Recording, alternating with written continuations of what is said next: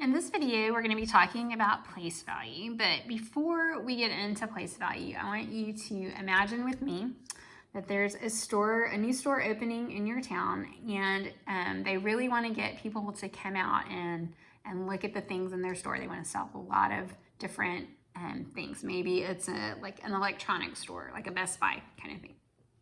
And so in order to entice people to come to their opening, they decide that they're going to give away some prizes.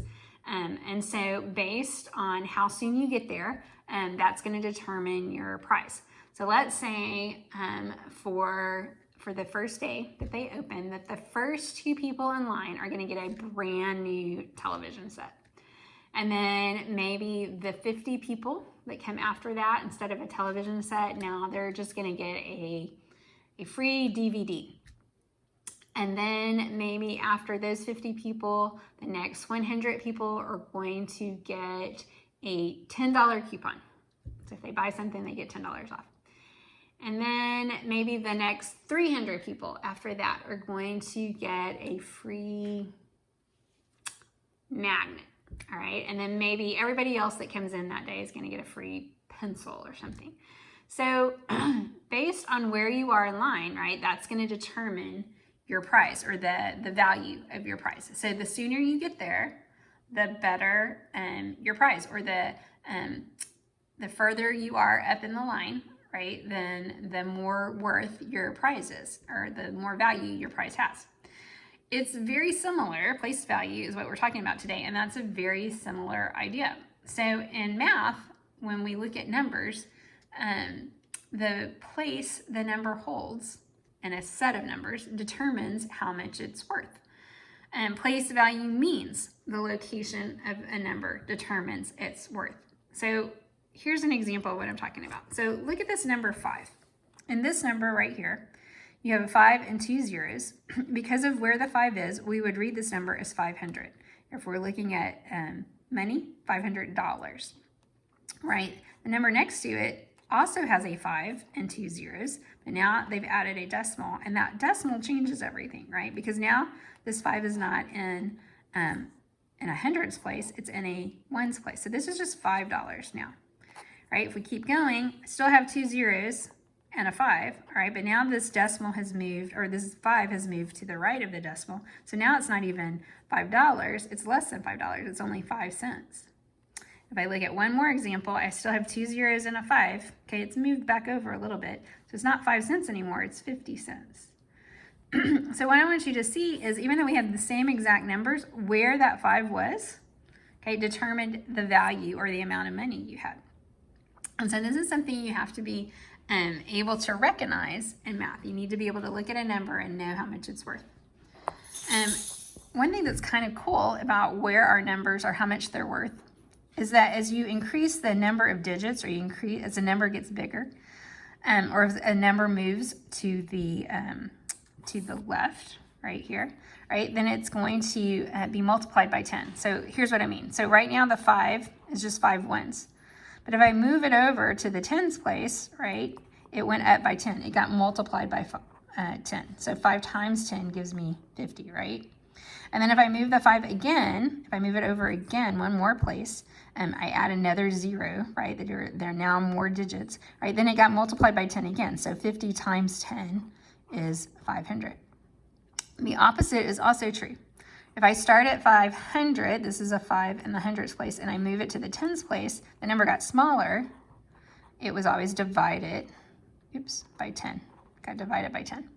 If I move it again, if I move it back down into the ones place, okay, then I'm dividing by 10 again. Sorry, that's the dot. So as your numbers as they lose digits, all right, then they become, they are decreased, and for every place they move over, right, they're divided by 10. I'm sure you've seen this little chart before, all right, so these are another way our numbers are organized. Kind of the main thing you have to know is the decimal. It kind of determines everything else. As you go out from the decimal, you have numbers broken in kind of into like sets of 3. So here you can see that this right here is called hundreds, okay? And you've got the ones the tens, and the hundreds inside the hundreds. I call these houses, right? If I go out 3 more, it starts to repeat again. So like thousands, 10,000s, 100,000. So you have like ones, tens, hundreds, kind of like 1,000s, 10,000s, 100,000s. It repeats again. And this house is called the thousands. You could keep going to the left, and now you would do the 1 millions, the 10 millions, the 100 millions, and that would be the millions house. And we're just going to stop here just because we could go on forever, and we're not going to. As you go to the right of the decimals, you also have, now you have numbers that are less than 1. So here's the 1 whole. So these would be the numbers that are less than a whole. So you have tenths, like 1/10 of a number. You have the hundreds, 1/100th of a number. And then you have thousandths, 1,000th of a number. And these numbers, or these sound the same, right? Thousands and thousandths, but the main difference is when it's after the decimal, right? You see this TH here that you don't have over here. Another thing that's sometimes confusing to people, right, is they want to do 1 and 1.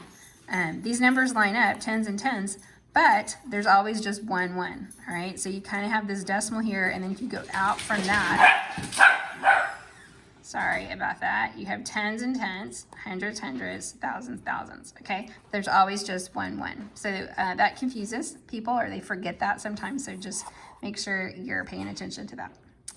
There are 3 ways we can write numbers. So we can use a standard form. Now in math, standard form is the one we're going to use the most because it's the one with just the numbers. And then word form, we don't typically write out how you would say a number, but we do speak it. So we do need to know how to read a number. So we're going to just write out what we would say in word form. And then expanded form emphasizes the value of each number. So this is really good when we're talking about place value, because it helps us recognize what this 1 actually means, right? This 1 right here really means 1,000. So they've done this first set of numbers for us. This is 1,356, and that's how they wrote it out, 1,000, okay, because that's in this 1,000 house right here. You can see that the houses, is what I'm calling them, are separated by commas, right? And then you have that decimal, and then you have the numbers that come after the decimal. So when you get to a comma, that's kind of the end of the house. So you have 1,000, and then you have the hundreds, right? 356. And here we can see the 1 is 1,000, the 3 is 300, the 50 is in the tens place, so 5 tens, and then 6 are 6 ones. And that's why this chart is helpful. Like if you're not sure about that, you can fill in the number. So I can see that this is not, there's no decimal here, but I know that this is in the ones place, so the decimal must be right here. So I'm going to fill in the number based on that. So if my decimal's here, this is 1, this would be the tens place, this is the 3, and this is the 1. Okay, so then based on this, right, I can see the 1 is 1,000, the 3 is 300, the 5 tens would be 50, and the 6 ones would be 6. And so it can be helpful to use a chart like this if you're not sure, at least at the beginning, until you get more confident.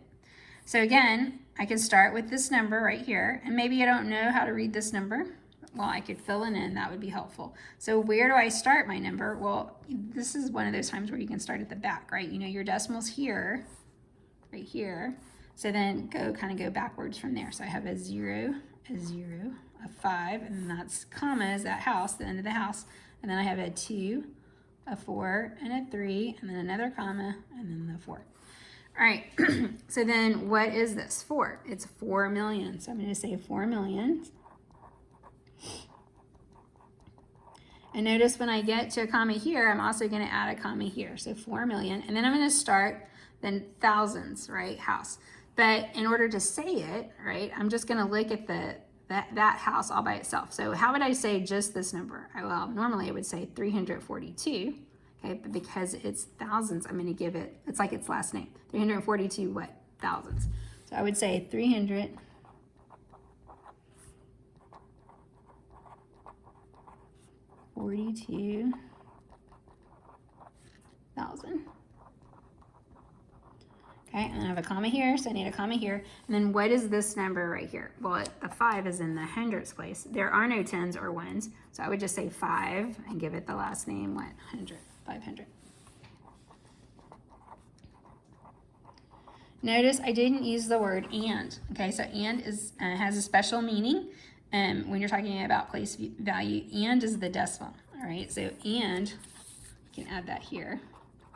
gets the decimal, and we'll look at that more when we get to the decimals. So in expanded form, 4 million, how do you write out the number 4 million? Oops. Well, you make sure it has enough zeros come after it, right? 4 million. Then the 342,000, these are all thousands, so 300,000 would be written like this, 300,000. 42, so 40 would be 40,000. The 2 means 2,000. And then 500, how do you write the number 500? Just like that. Since there were no 10s and no 1s, then we don't have to write anything out for those. All right, in the next one, we're starting with the expanded form, and we're working our way back on doing these other two. So 90,000, 80,000, 5,000. Okay, so you can hear the 1,000 each time. So these are all in that 1,000 house. So how would I write that? 985,000. So I'm going to put the comma here, and then I'm going to look at the next set of numbers. So I have a 40 and a 7.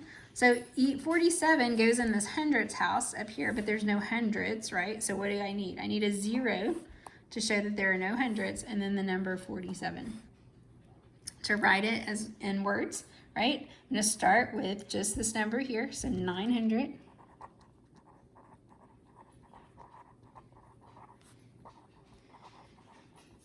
$85,000. And then I got my comma, and then just this number right here. So how would you say just this number? 47. All right, keep going. 2,006,081. 2 million. So 2 million, 2, and then a comma. 6,000. All right, so there are no 100,000s, no 10,000s. There is a 6,000, and then another comma. Then 81. So what's missing? No hundreds, and then the number 81. In expanded form, that 2 is 2 million. So write it out as 2 million. There are no 100,000s, 10,000s, so then the 6 is just 6,000. There are no hundreds, so that 8 just means 80, and that 1 just means 1. 591,006. 591,000. All right, so that's when we get to our first comma. So 591 looks like this. 591,000 means I'm going to add a comma, and then 6. So this one's missing hundreds and tens, so it has 2 zeros, right, to hold the place, and then the 6. In expanded form, that 500 is 500,000. 90,000. 1,000. And then it skips all the way down to the 1, so just to 6. All right, let's keep going. You have in standard form 34.7, so now I have a decimal, and that kind of changes things. So this is the number 34. And when I get to a decimal, right, it's less than 1. All right, so what place is the 7 in? If I go back to my chart, right, after the decimal, what do I get? I get tenths. So this is 34, and because it's a decimal, right, this is when I use the word and. And what? 7 tenths, and it's tenths with a TH, 7 tenths. So the and the decimal are connected, okay? They go together. In expanded form, 34, 3 is in the tens place, so that would be 30. 4 is in the ones place, so that's 4 ones. But then 7 tenths is less, right? It's not even a 1, right? It's not even 7 ones. It's less than that. And so you would say 7 tenths, kind of like it sounds, 7 over 10. Okay, 7 compared to 10. In expanded form, going to standard form, I have the number 200, 10, and 8. So this is all in my hundreds house. So together, this would be 218. And then when I get to the fraction, right, I know I'm talking about decimals now, so I need the decimal, and then 9 tenths. And again, where is the tenths place? It's right after the decimal. So I don't need to put any zeros. It's just going to be right there. How do you say this? You say it, okay, this is your first house, 218.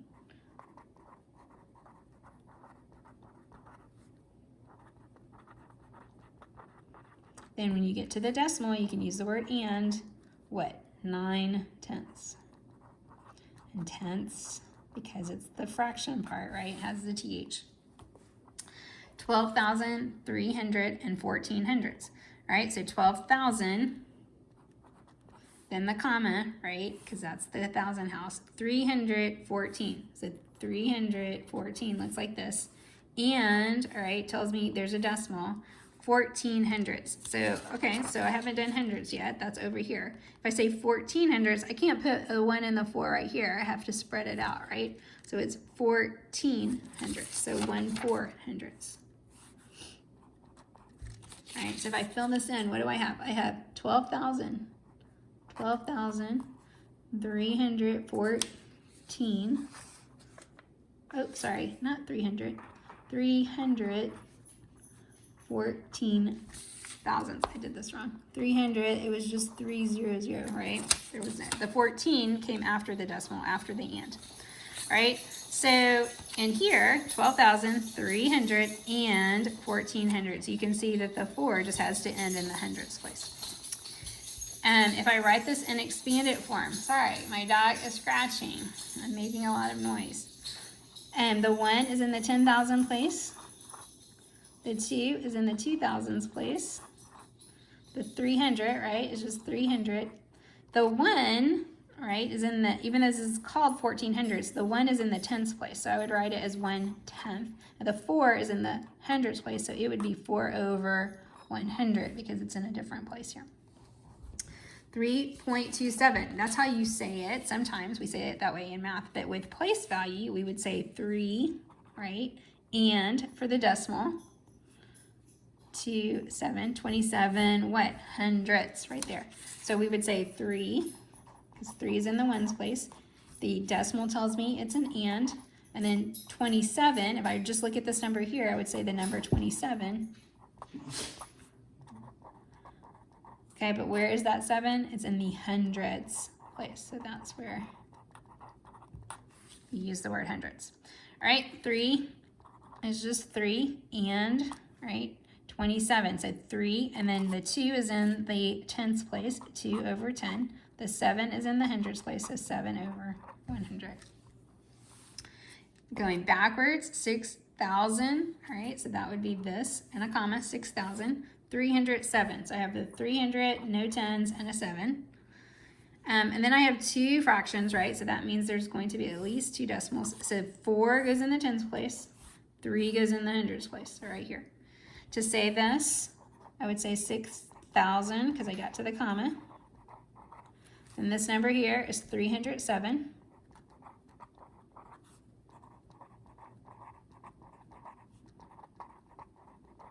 And then this number here is what? Oh, and I need to say and first, right? Because it's my decimal, and then this number says, or is named 43. And then where is it? It's in the hundreds place. The 3 is in the hundreds place. The last one, 7 hundredths, right? Tells me hundredths, tells me it's after the decimal, right? So I can put the decimal, and then where's the hundredths place? Okay, it's the second one here. So if it's 7 hundredths, if I'm going to keep the 7, okay, in the second place, I need a number here. So I have to have a 0 here. If you want to put a 0 here in front of your decimal, you can. Also, so 0.07 is 7 hundredths, and then there are no ones, no tenths, so to write this in expanded form would just be 7/100. So I mentioned at the beginning that sometimes it's hard to keep straight the names of the different places. So Miss Nolan taught me one time what she uses, and I really like it, so I'm going to share it with you. It says, for decimals, remember one man under the rainbow. All right, so if we think of this guy standing under the rainbow, and he's our ones place. Okay, where's the decimal related to the ones place? Well, it's always right next to him, right on the right side of him. Then if I go to the left, I have tens. But if I go to the right, what comes after the decimal? Tenths. Okay, and if I keep going left, I would get hundreds. But if I go right, I get hundreds with the TH. And then I could do thousands. And over here I would have thousands. And I would do 10,000s. And over here, I would have 10 thousandths. Now, we don't typically use that many decimals in 6th grade, but eventually you'll use them, so you'll know how to say them. Okay, so if you can identify the one guy, all right, then just think about the rainbow that goes over him to help you figure out what the place value is of the digits. So here's how I would use this. So if I'm going to identify the place value of a digit, all right, so I'm supposed to identify the 4. Well, the first thing I need to do is find my ones. Ones is always where? It's right next to the decimal. It's always to the left of the decimal. So if this is the ones place, right, then the rainbow goes over that. All right, so what does this 4 have to be? It has to be in the tens place. Here, I'm going to start by finding the ones. The ones is right here. So then if I think about my rainbow, it's tens on this side. It's what on this side? Tenths with a TH. If I look at this number right here, first start by finding your 1. Okay, you got to know where the 1 guy is, and then do your rainbow. So this is 10 tenths. This is 100 hundredths. And then this would be what? Thousandths. Okay, because it's to the right, I'm going to use the TH, thousandths. Here, where's the 1? There isn't a ones place, right? There's no value in the ones, but we can still use it to identify the other two, or to identify our digit. So if this is ones, and this is 10 tenths, this is 100, what? Hundredths. Here, I want to identify the 2, but I need to find my 1. So here's my 1, tens, hundreds, what? Thousands. And maybe you already knew that because of the comma there, and that's fine. You don't have to use the rainbow. I just wanted you to see it because I think it's a great way to remember where things are. And here, I need to start by finding my ones place, which the 2 happens to be in the ones place, right? It's next to the decimal.